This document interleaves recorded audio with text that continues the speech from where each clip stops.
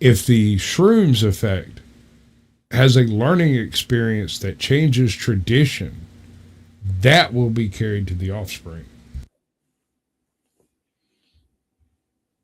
Because is it because you would teach it, or is it genetic? Oh, you I got think it caught. could be a little bit of both. So like I said earlier about how it rewires the brain, I'm not sure if that can be transferred to the kid, but the knowledge that the person learns can be transferred. Bingo. And I mean not genetically, but traditionally. Yeah, Yeah. Whether So it's I see word it's of a little bit of mouth. both. it can't genetically. I don't think it can be Hold genetically on, done hold because on. it. He's got a point because it's the type of genetics that benefit from that type of exposure that would be passed on. I See mean, what I'm so saying? what is it? So the genetics are predispositioned to doing such things, whereas the act of doing it is a learned action. Yeah, Yeah, because they that's what I'm say trying to say. yeah, because they say that we learn a lot of stuff genetically from our parents that we might not know how to do it, but we're born with that. Some people born with just artistic skills. It might not been their parent, could have been their great grandparent or somebody, but traditionally it comes through the genealogy. Yeah, but for it to be an actual physical genetic, you know, passing, the shrooms would have to somehow alter your DNA, Not right? necessarily, if, like I said, the predisposition to that type of tripping was built into the genetics, and that type of tripping benefited the culture in general, so in any way whatsoever, any way.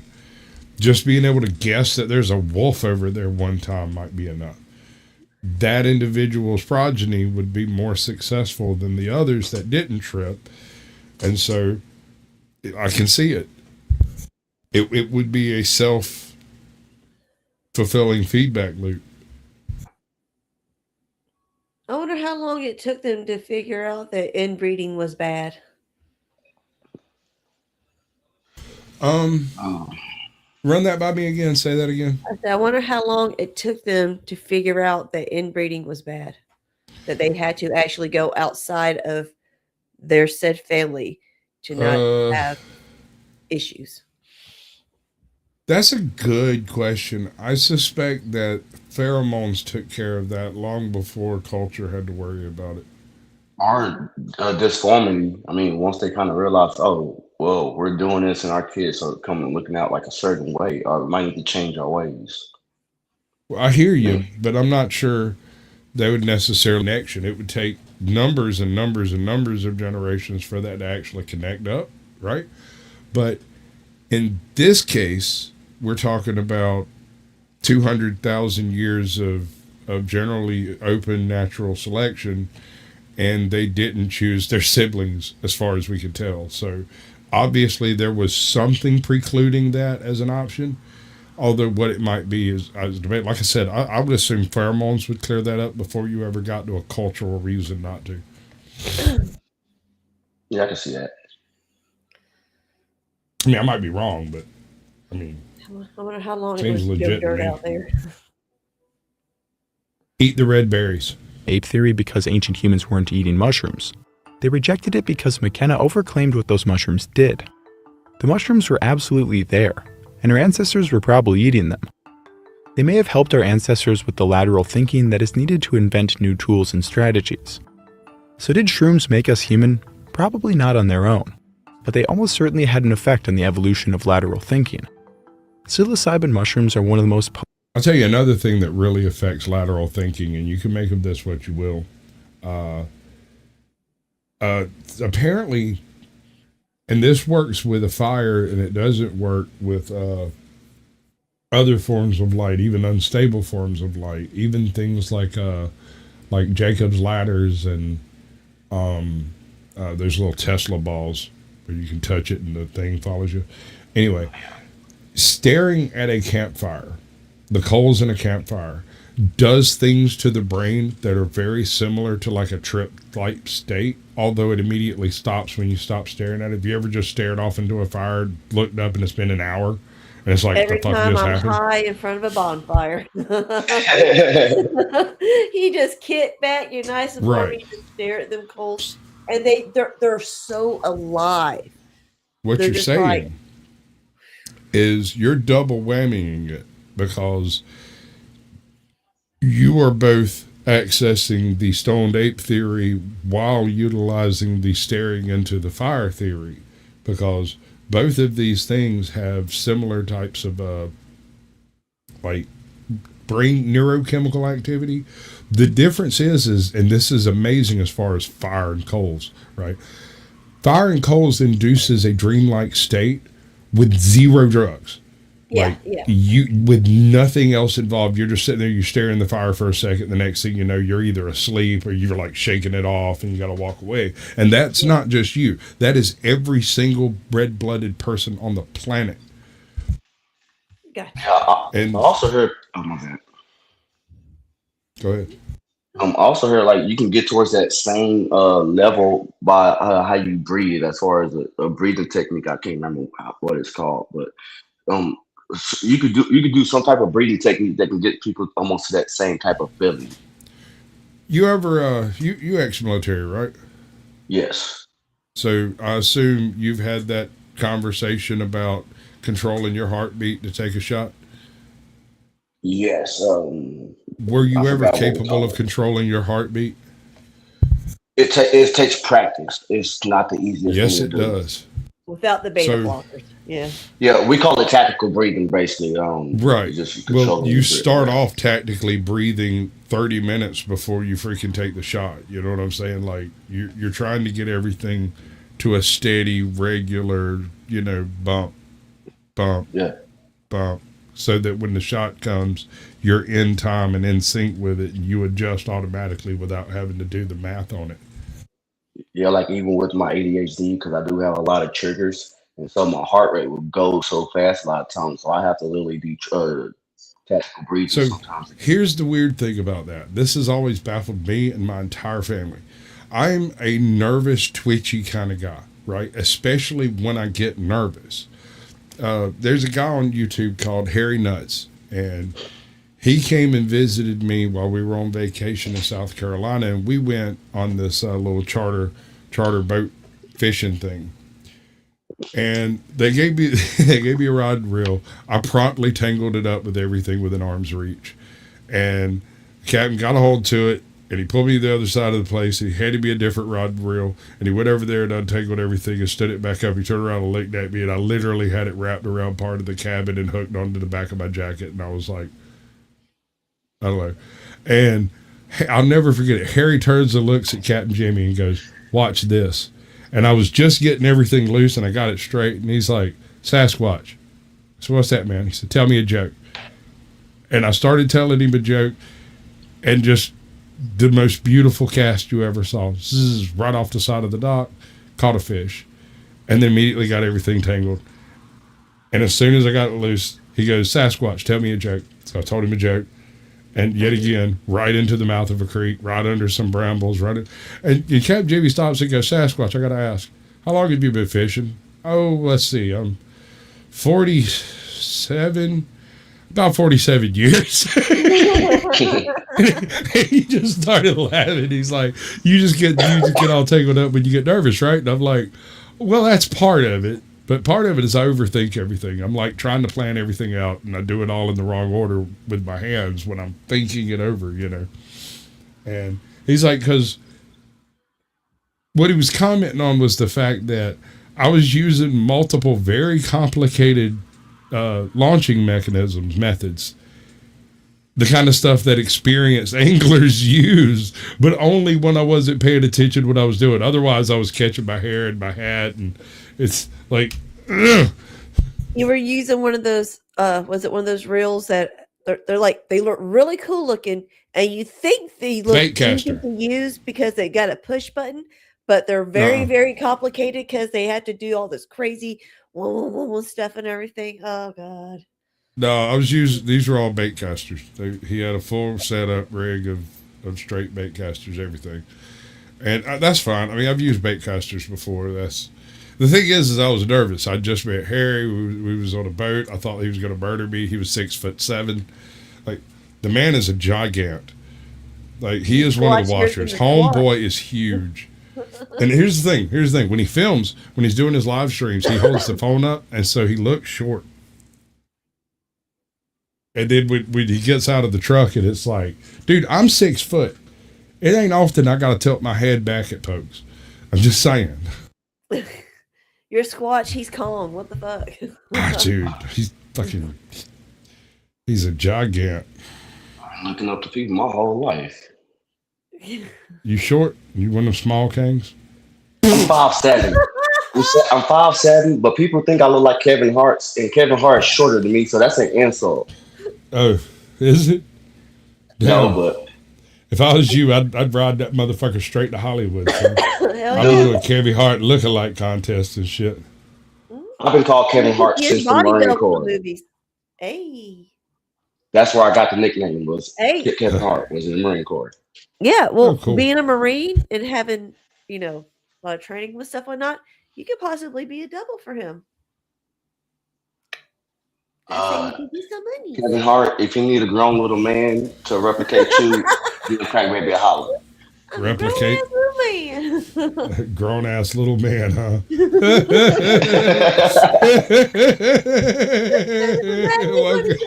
Welcome in, Heather.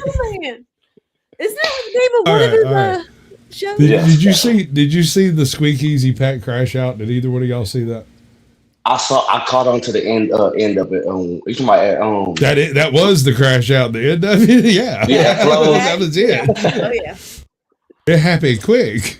What's up, El Perro? Welcome in, bro. What's up, El Perro? Potent mind-expanding substances out there. During times of hardship, they may have helped our ancestors come up with new solutions to age-old problems. Unfortunately, finding direct evidence for this is impossible, but hard to deny nonetheless. I also love just thinking about a bunch of Homo erectus just sitting around tripping in Pleistocene Africa. Imagine being stoned in an environment with giant baboons, lions. Oh, dude, have you seen the giant baboons they had to deal with? Those things are fucking terrifying. In fact, I've got a list on my channel called Sasquatch Suspects, I think. And it's a list of different extinct animals that would, to some extent or another, match the description of Sasquatch if you caught just a glimpsing glance at him. You know, and Dionychus is on that list. Paranthropus, and all you have to defend yourself is a wooden spear. The more you learn about human evolution, I swear the more absurd it gets. And as it turns out, shrooms were just the beginning. As our species evolved, mushroom use became institutionalized. Shamanism is one of the oldest spiritual practices on Earth. It is built entirely around altered states of consciousness. The shaman often ingests a substance, accompanied with dancing and drumming that allows him to enter the spirit world. Here, I'll check out Primal Rage, bud. That sounds like something I might be into. Let's see here. Primal Rage, huh? I think I've seen that. I might have seen it already. I watch a lot of stuff. Me and my wife make a point of it. Watch a couple of shows or a couple of movies a day. We've been rewatching Vikings recently.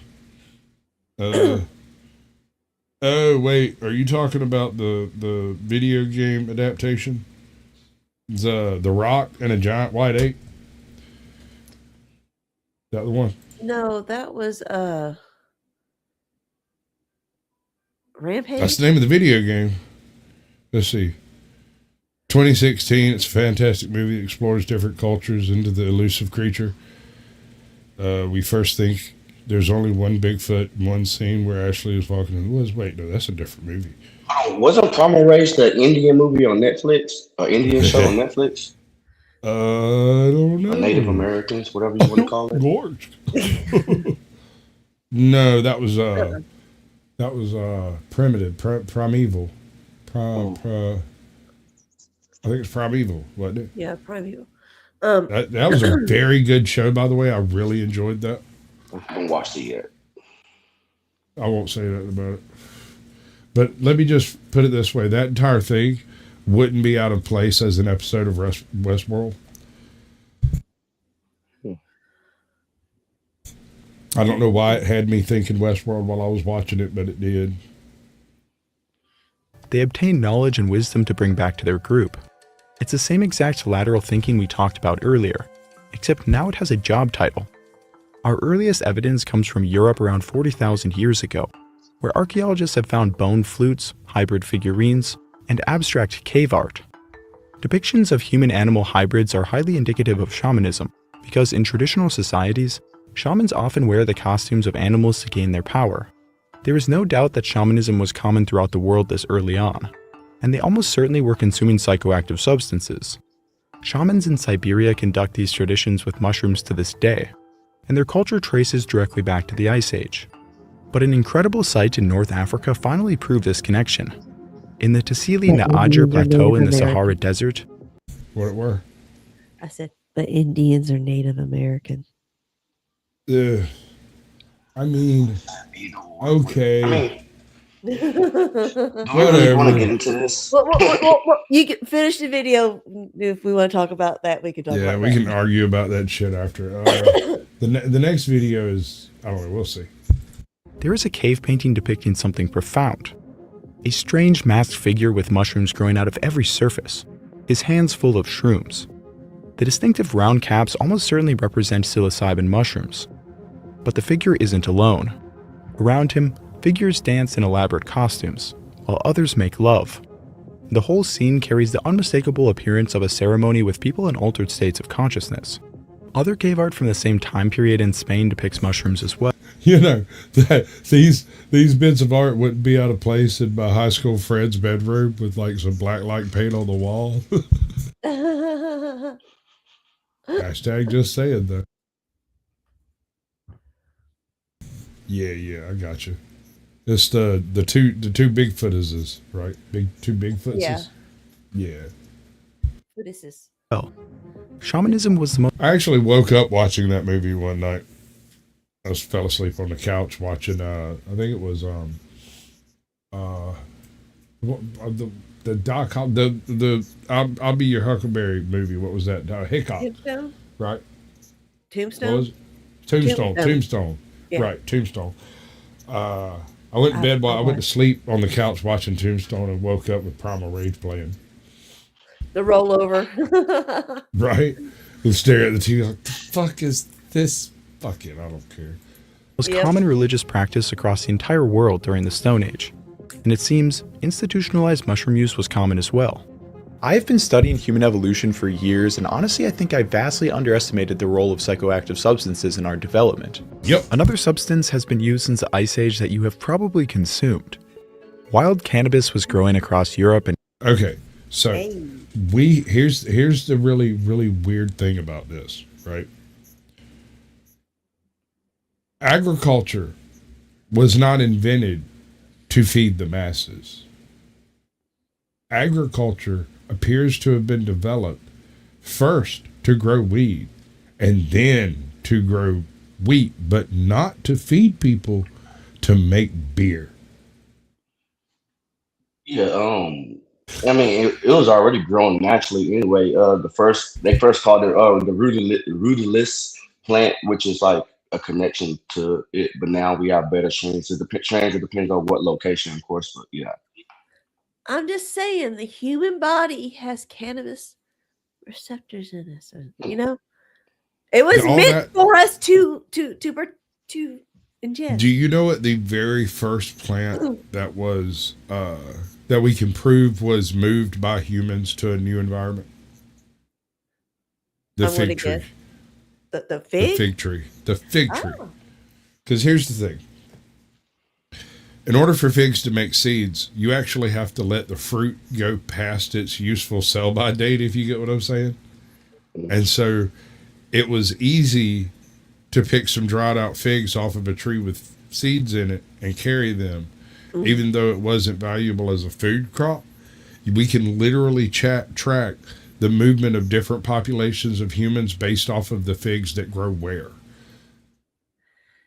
Because the people that left certain areas of it. And by the way, just because my autism is now itching again, thank you, Tootie. Thank you. American chestnut. Fucking chestnut. There is an American walnut. You simple fuck. It's a thing. That's why I couldn't really argue. Because he's not wrong. Not particularly. Asia before our species even existed. Ancient humans have I did what?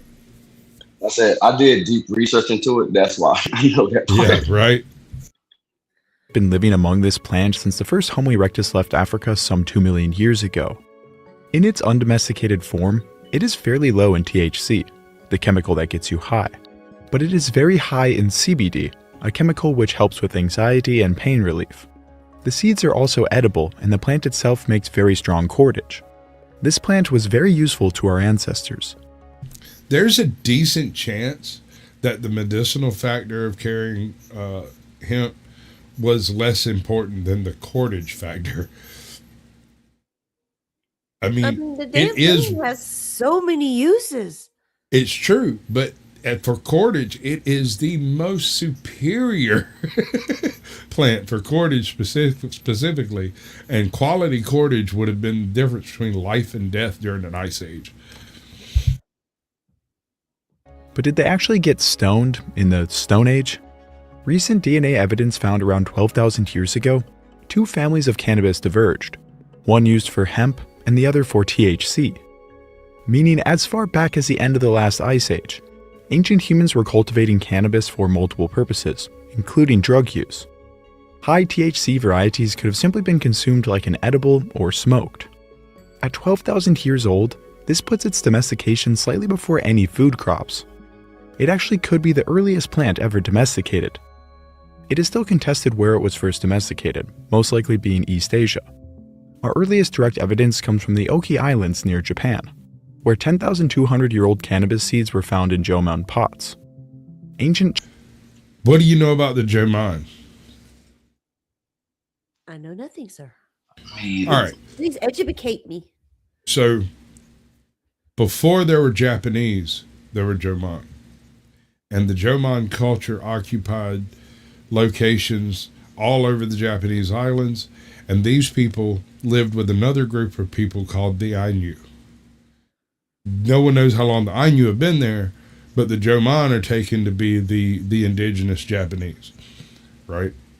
Or rather the indigenous Japanese occupants that the modern Japanese displaced.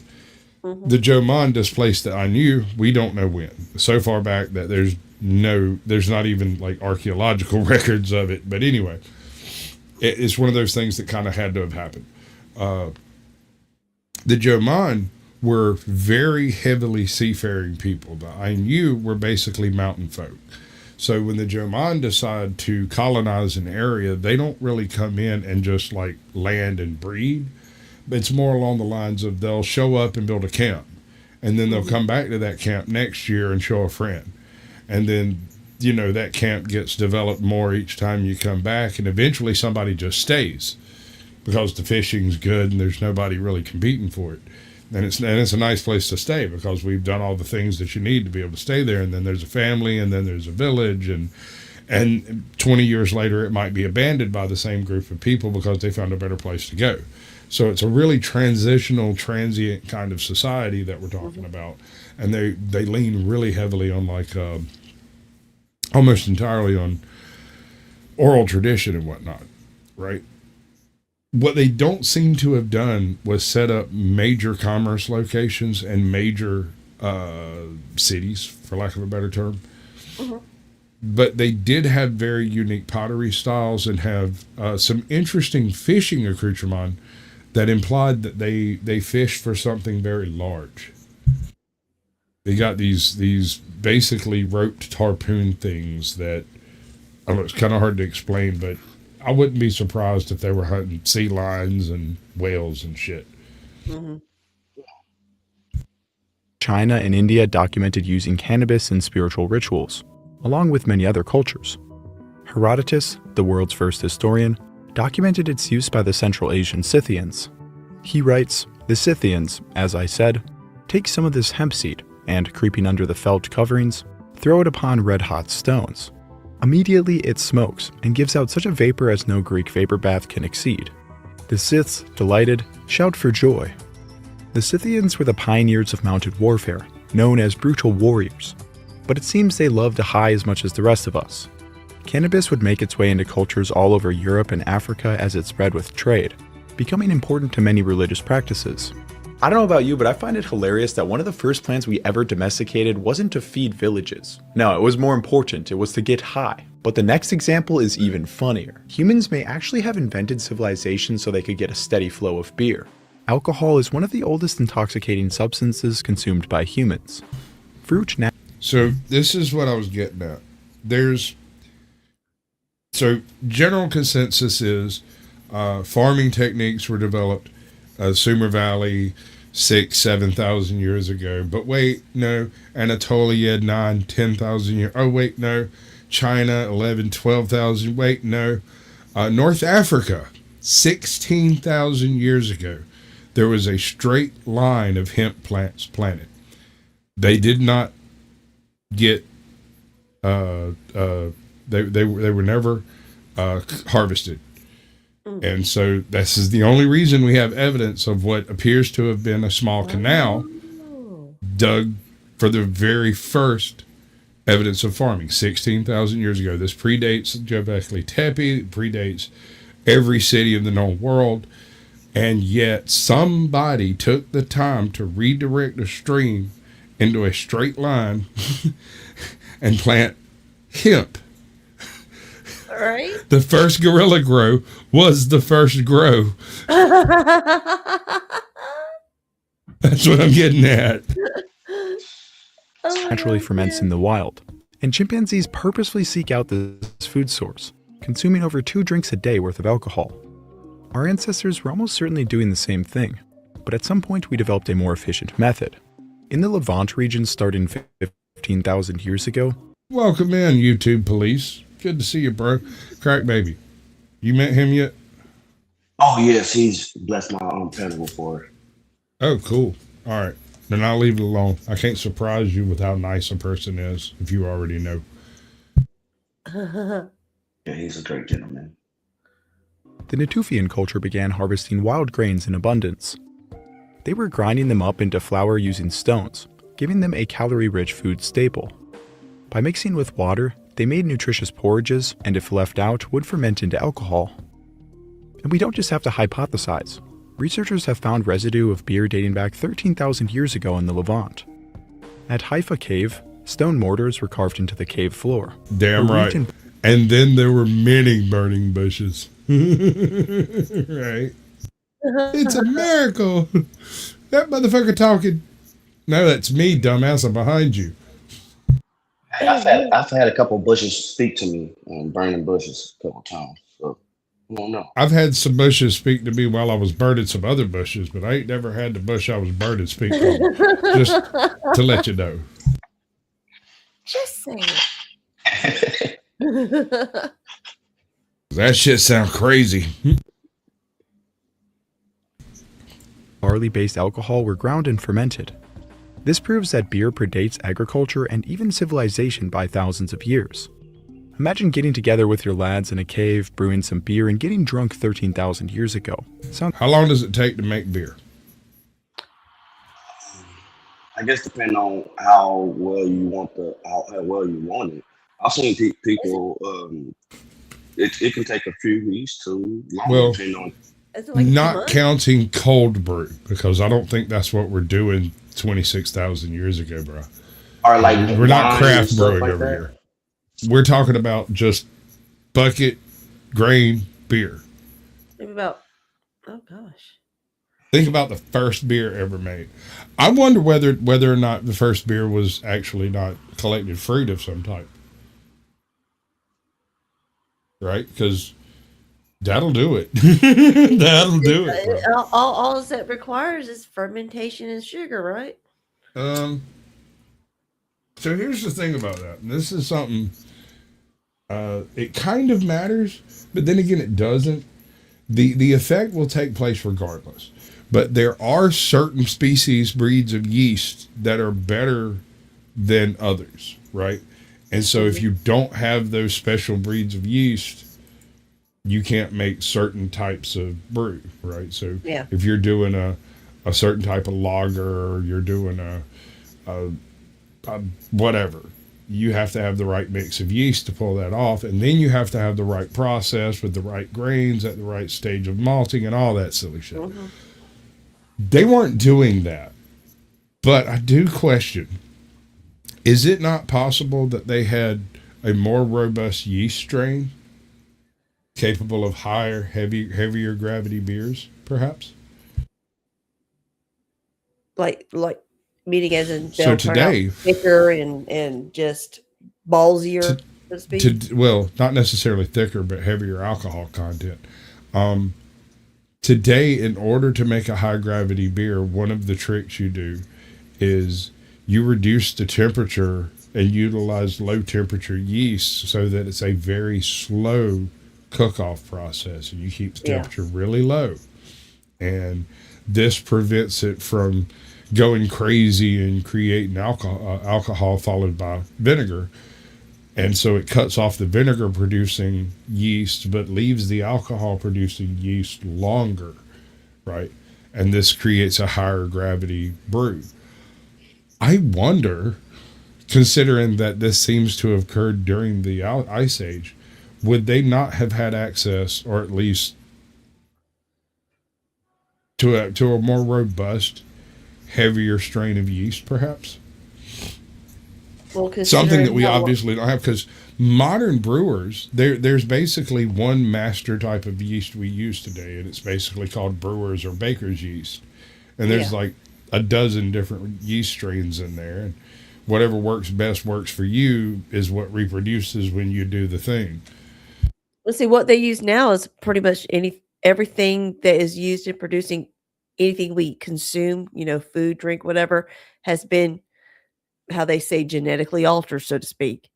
How Well, they with the basically, yeasts, it's not natural. Whereas, and I'm sure it's what they not so had back much then was genetically pure. altered. With the current yeast we're using, they have been selectively bred to such a point as to be an unnatural feature in the environment. You can't go find baker's yeast on a fucking corn plant, Yeah, but that's you what I'm saying. can So go what buy they it off had the then shelf was, at your grocery store, right? back then was And pure. so most beer today is made from variations on baker's yeast, and there's nothing wrong with that. I guess it's just the way it's done. But there are natural yeasts out there that aren't those species of yeast, and they do different stuff. This is why a lot of the older wines and stuff are really valuable, is because they utilized naturally occurring yeasts. And in some wineries, they actually figured out that something from the wine was making the wine really good, and it was more than the water. And so where they would cross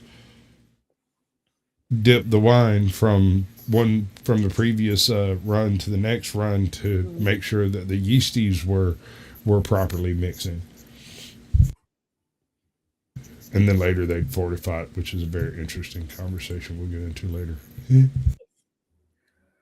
It's wonderful, but scholars believe that the impact of beer on human culture was far more profound.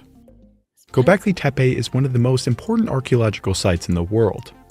It proved that thousands of years before writing or civilization, humans could get together and create massive structures. But recent evidence suggests it may have actually been the world's first pub. Göbekli Tepe shows no evidence of permanent habitation. The people who built it, by all evidence, were hunter-gatherers. Plenty of plant and animal remains have been found at the site, all of which were undomesticated.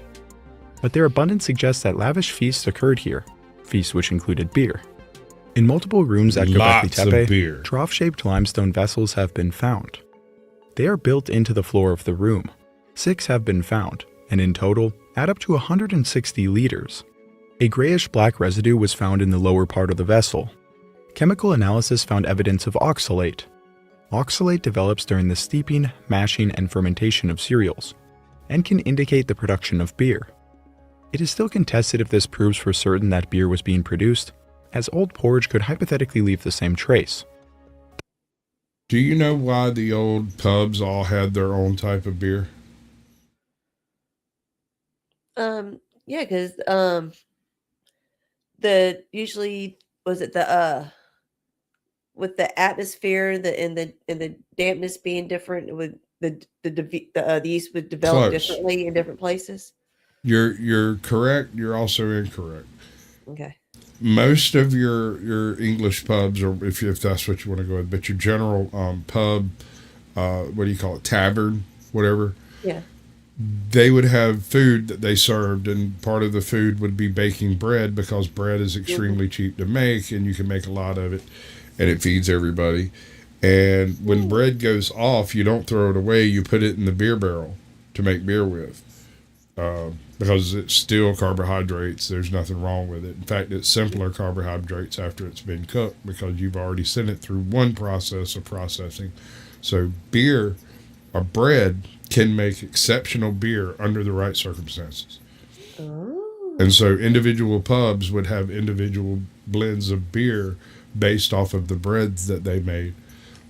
That's why they would have different flavors, is because everybody bakes bread a little different. Like you said, the different environments also create slightly different yeast batches.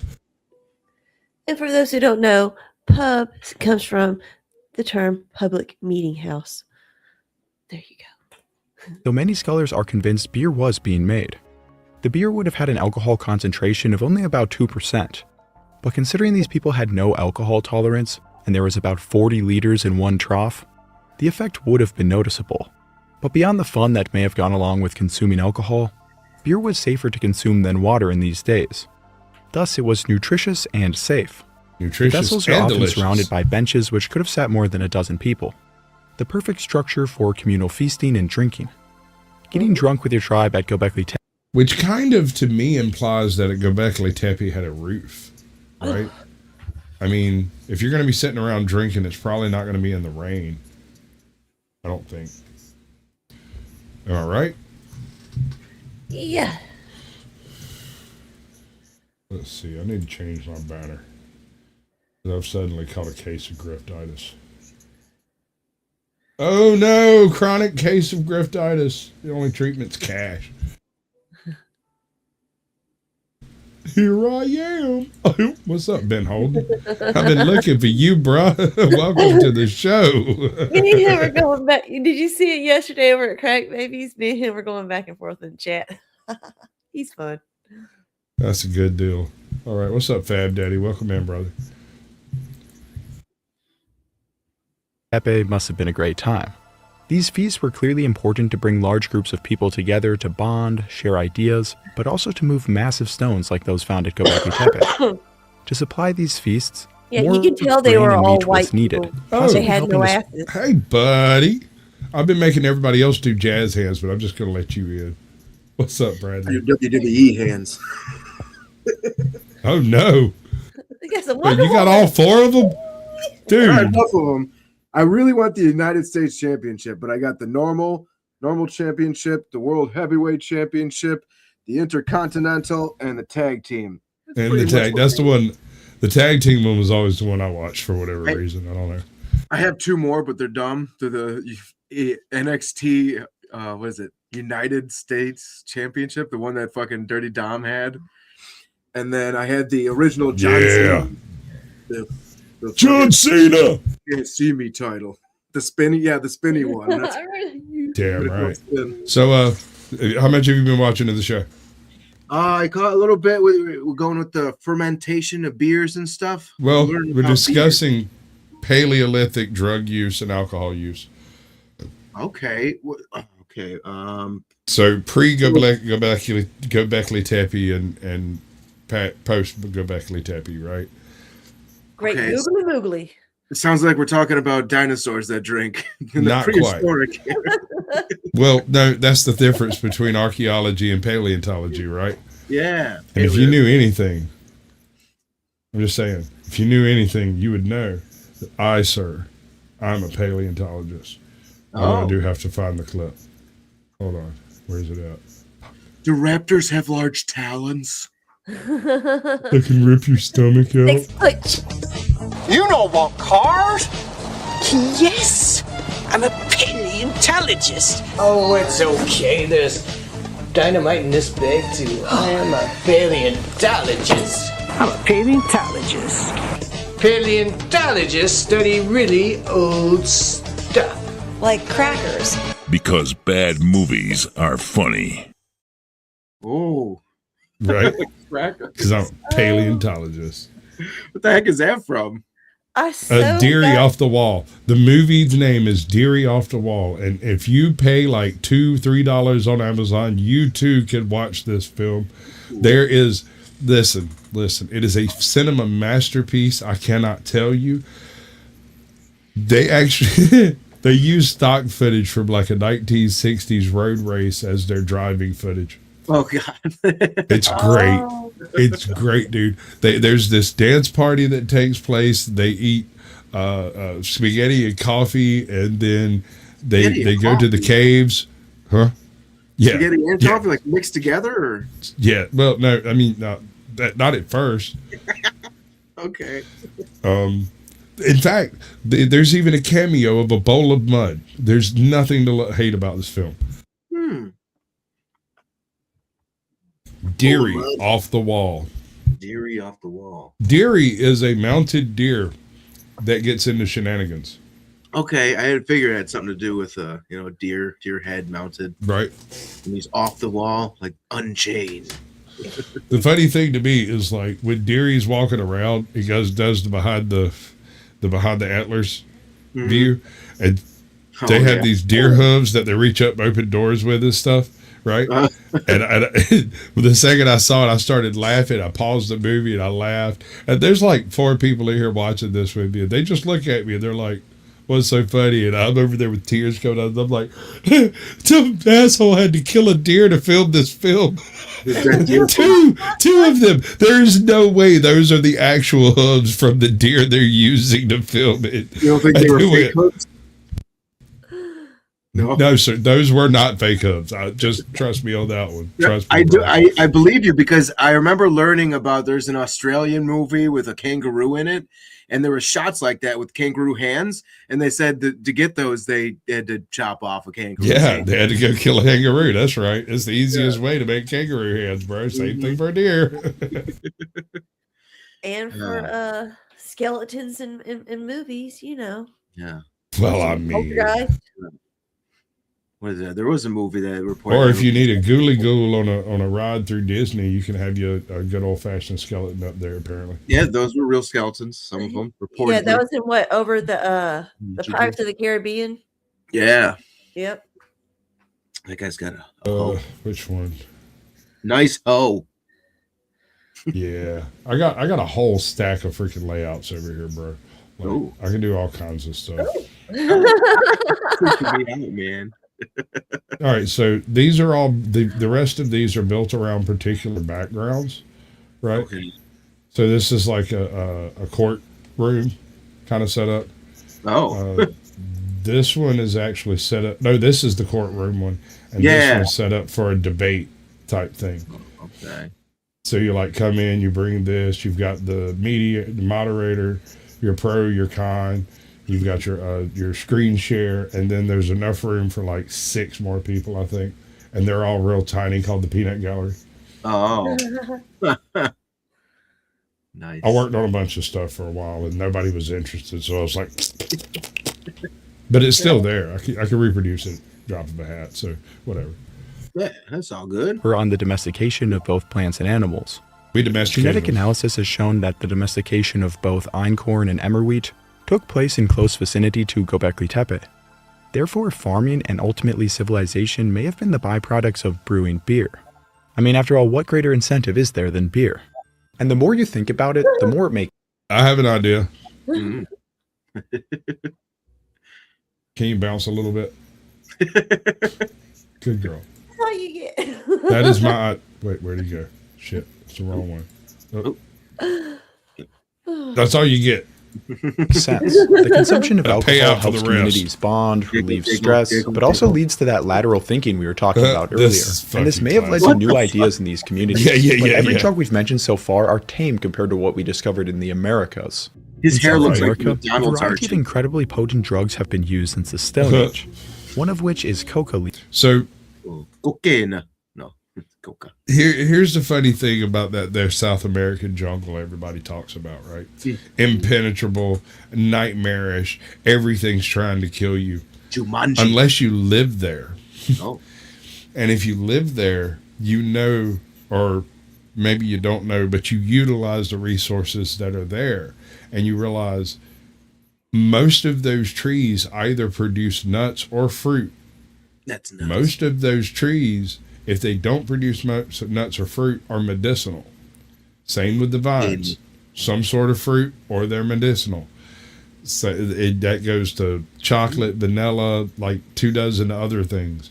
The entire Amazon basin is a primordial food forest that's been managed by natives for the past 10,000 years, and only in the past couple of hundred years I'll have keep they trying. stopped.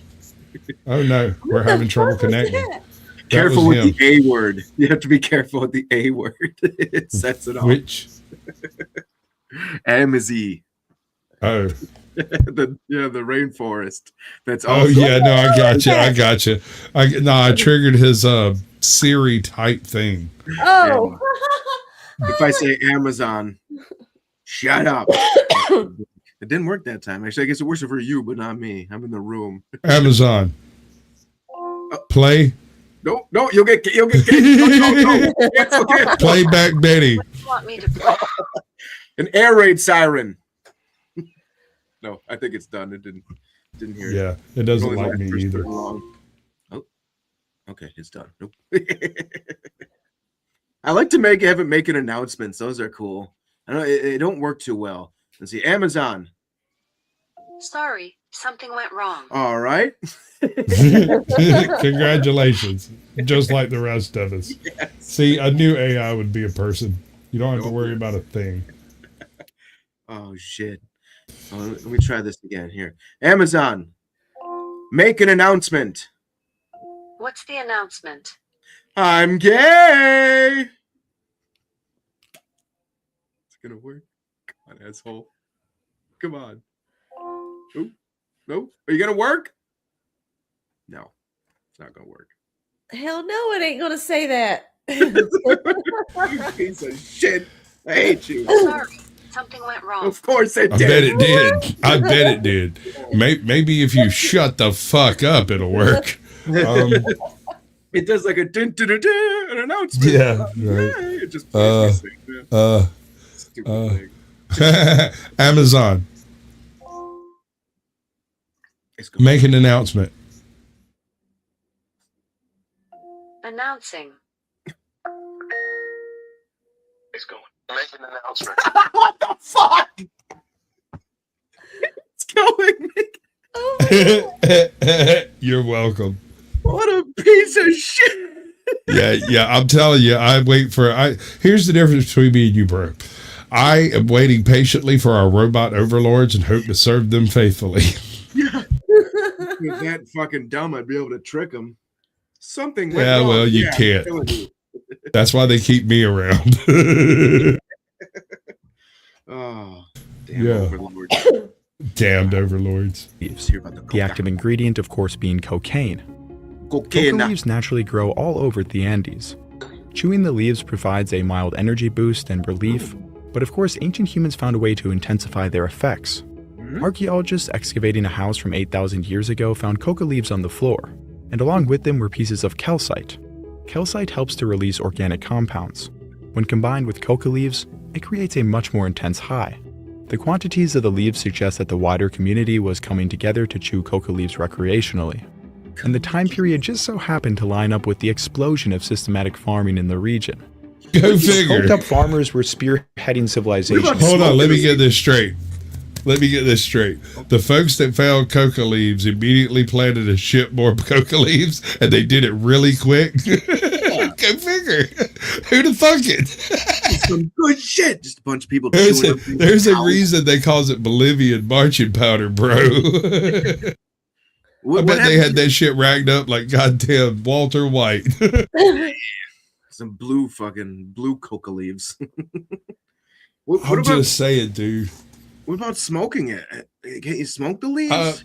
I don't think so. I think there are other caustic chemicals in the leaves that prevent you from wanting to smoke them. Okay. Huh. It's like, okay, so like burning oak leaves does nothing for you. Okay. There's a tiny amount of cocaine in here, but the best way to get it out is through a mucous membrane. So you make tea or you chew on it, which is what they do. Tea. I bought some half and half lemonade and bro. Infused. I mentioned this earlier. It was great. I'm gonna go ahead and tell the whole story though. Right. So somebody come by my house and they brought something called dope dots, like dope dough. It's like little balls of cookie dough, right? Okay. I was thinking like those dots you get, those candy dots. You ever see those on the wax paper? Yeah. I've actually had some doses like that. Okay. But, I come in and I see these and I'm like, oh, that's cool. I'll look. And there's about 20, 30 milligrams in there. I'm like, okay, zip it up. Get me a cup of coffee. Leave. Come back to the kitchen 20 minutes later. My daughter's sitting in there on like one of the kids' little chairs eating ramen noodles straight out of a fucking pot. And she is blasted, bro. Like she is wasted. I'm like, you all right? And she just looks at me and shook her head no and went back to shoveling noodles back in her mouth. And I was like, I know what this is. That's munchies. And she just looked at me and nodded. And she kept shoveling the fucking. And I was like, so what are you on? And she pointed at those damn dough dot things. And I was like, okay. And I grabbed them and walked out. It's dad tax, you know. Right. So I come in here. I'm on a panel with Powdered Dusty last night. And I ate the damn dough dots. And nothing else, dude. Like I smoked a joint afterwards, and next thing I know, I was on cloud 17, bro. My ass was like, I'd lost track of the conversation. Was looking at the pretty lights in the corner. You know, I was like, wait, I don't think they're measuring this shit right. That ain't no goddamn 20 milligrams. Fuck that. No, that weed tea I got is pretty strong too, and it's about it. You know, when you ingest the shit, it's different than when you smoke it. I'm all like, yeah, it is. It's a more complete type of thing. Yeah. But here's the thing about edibles: they will destroy your smoking tolerance. Right. Well, I think I've already destroyed it. Well, yeah, I mean, I dig it. But what I'm saying is, like, if you like smoking a joint when you get off work and catching a buzz, avoid dabs, avoid edibles. Because if you the edibles, it'll fucking rock your world once, then again maybe a third time, but it might not work twice. You know what I'm saying? And yeah, and if you're doing it medically, then you're after the effects, and if you cancel the effects by being a stoner, that's useless.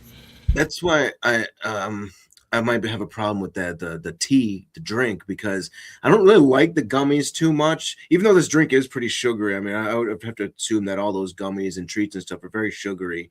So I try to stay away from them. I mean, I can maybe dilute this drink a little bit so I'm not chugging the whole thing with all them sugar. I think that you said there was like, I don't know, 12 grams of sugar or something. There's a lot. So I'm like, eh. But I wanted to try it. So I had to get it. And I like it. Right. They make weed beer now. You seem pretty lit. Yeah, well, I don't know. I'm drinking too. Well, I'm the type of asshole to pregame a smoke out. You know what I mean? Like, I'll pop a handful of gummies and then go sit around and smoke weed with folks. Like, I'll be the most ridiculous man in the room. My eyelids over here bleeding. I need a tampon for my face. Like, best friends when I was kids were fucking dealers, and I go over to their house. All we do is smoke all day. Nuts. No comment, but yes. Can neither confirm nor deny, but yes. Smoke weed all day. Bro, I built an aquaponics system because I was absolutely convinced it was fixing to be federally rescheduled to non-illegal, right? And so I built the aquaponics system, and I grew tomatoes, and I grew eggplants, and I grew all kinds of shit. Never grew no weed. Oh, I built an acapella system. Oh, Yeah, you should probably change the word motherfucking to rubber ducking and all